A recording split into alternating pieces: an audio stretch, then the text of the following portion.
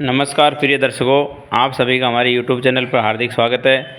दर्शकों, आज का वीडियो बड़ा ही मोटिवेशनल और ज्ञानवर्धक होने वाला है।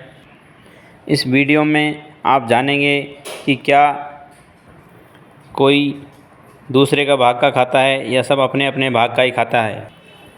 प्रिय दर्शकों, यह कहानी एक कैसोवरी पक्षी की कहानी है जो कि बहुत ही खतरनाक पक्षी होता है। यह पक्षी को इतना गुस्सा आता है, बड़ी बड़ी आंखें कर लेता है। दोस्तों, इसके पाँव एक चाकू की तरह होते हैं जो एक धारदार हथियार का काम करते हैं और बहुत नुकीले होते हैं। इन्हीं पैरों के माध्यम से, इन्हीं पंजों के माध्यम से यह अपना शिकार करता है और यह ज़्यादातर ऑस्ट्रेलिया तथा दक्षिण अफ्रीका के गिनी देशों में पाया जाता है। इसका वज़न, नर पक्षी का वज़न 34 केजी तथा मादा पक्षी का वज़न 59 केजी होता है। प्रिय दर्शकों, आप सभी जानते हैं कि जो इंसान है वो ज़्यादातर सभी जानवरों को खाता है, लेकिन ये कैसोवेरी पक्षी ऐसा पक्षी है जो कि इंसान का शिकार ये खुद कर देता है। प्रिय दर्शकों, एक बार किसी जंगल में भटकते भटकते एक आदमी पहुंच गया जहां पर कैसोवेरी पक्षी रहते थे। प्रिय दर्शकों, कैसोवेरी पक्षी ने उस इंसान का मांस खा लिया, उसका भक्षण कर लिया और उसको मार दिया।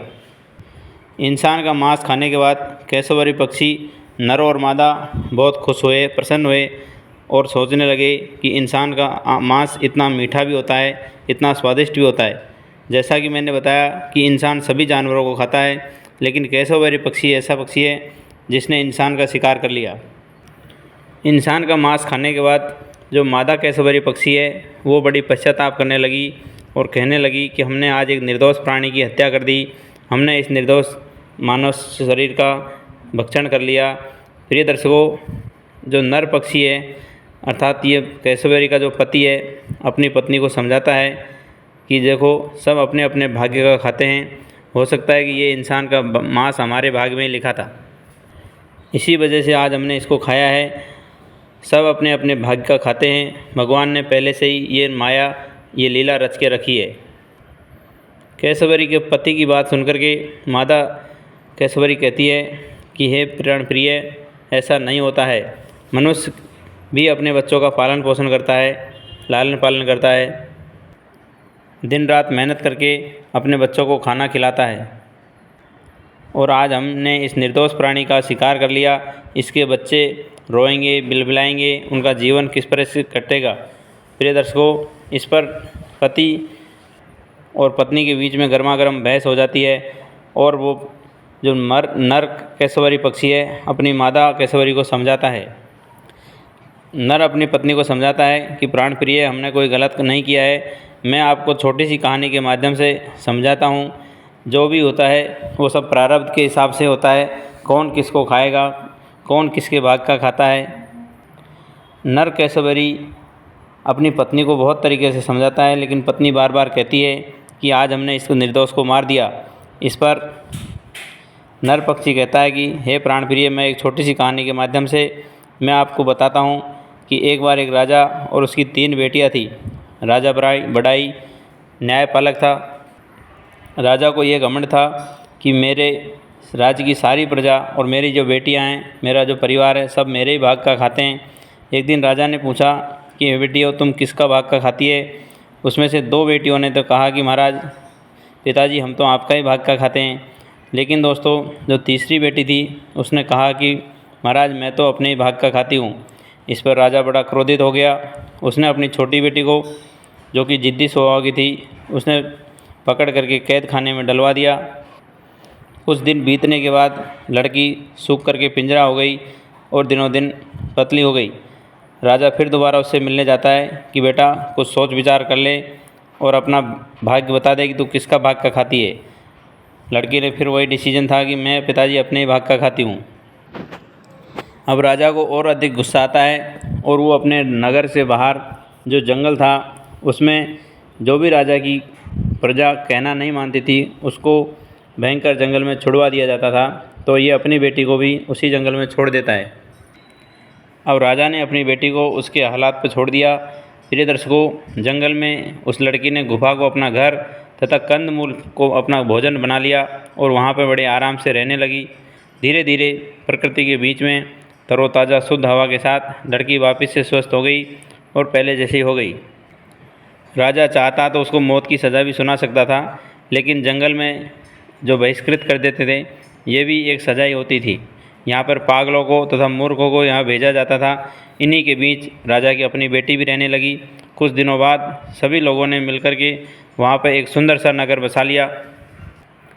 राजा की बेटी वहाँ की जगह की साफ़ सफाई करके खेती करने लगी तथा सब लोगों अपना भरण पोषण करने लगे। उन्होंने सुंदर महल तथा पूरा बाज़ार सजा लिया। कुछ समय के बाद एक इंसान वहाँ आता है, भटकता भटकता राहगीर, और आप सभी जानते हैं कि होना था जो हुआ वो यही हुआ कि जो इंसान यहाँ आया उससे राजा की बेटी प्यार करने लगी। उन दोनों ने शादी कर ली और अपनी दुनिया बसा ली। अब प्रिय दर्शकों, राजा ने वैसे तो सज़ा के लिए अपनी लड़की को जंगल में भेजा था, लेकिन अब तो लड़की और राजा जो दामाद है दोनों जंगल में मंगल करने लगे। जंगली जंगल को इन्होंने शहर बना लिया, मेला की तरह उन्होंने सजा लिया। इसका जो नगर है उसकी चर्चा धीरे धीरे सब जगह फैलने लगी। प्रिय दर्शकों, ये बात राजा के कान में भी पहुंची कि इन लोगों ने जंगल में भी नगर बसा लिया है, और ये जो दोनों मियाँ बीवी हैं, लड़की और उसका दामाद, इनका चारों तरफ यश कीर्ति फैलने लगा। जो लड़की है इसकी मम्मी भी इसको देखना चाहती थी कि आखिर कौन से राजा और रानी हैं जो कि सब जगह प्रसिद्ध होने लगे। दोस्तों, जब ये लड़की का पिता अपने घोड़े पर सवार होकर के जंगल में आया तो इसने देखा कि इसकी बेटी बड़ी राज से शान शौकत से रह रही है तथा इसके साथ जो राजकुमार है उसको देख करके राजा दंग रह गया। केशवरी पक्षी ये कहानी अपनी पत्नी को समझा रहा है और कहते हैं कि दोस्तों, सब अपने अपने भाग का ही खाते हैं। आपने एक कहावत तो ज़रूर सुनी होगी, प्रारब्ध पहले रचा पीछे रचा शरीर। अर्थात भगवान पहले से ही भाग लिखता है, उसके बाद में ही शरीर की रचना करता है। दोस्तों, आप सभी जानते हैं कि जब बच्चे का जन्म होता है तो उससे पहले दूध अपनी माँ के पास आ जाता है। इसी प्रकार से हर जीव जंतु का अपना भाग्य होता है। यह बात केशवरी पक्षी अपनी पत्नी को समझाता है।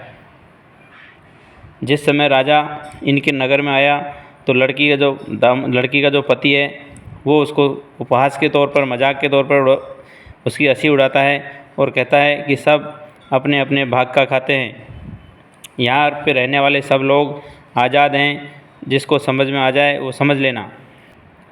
प्रिय दर्शकों, एक मनुष्य का शिकार करने पर केशवरी पक्षी ने अपनी पत्नी को ये कहानी सुनाई।